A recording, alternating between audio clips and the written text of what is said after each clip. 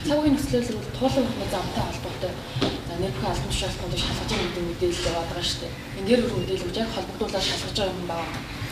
За иргэнээс ирүүлсэн гомдол мэдээллийн дагуу туулан урдны замтай холбоотой асуудлаар 2026 оны 4-р сарын 20-ны өдөр авирагтай тэмцэх газраас хэрэг бүтэлтийг хэрэг нээсэн байна.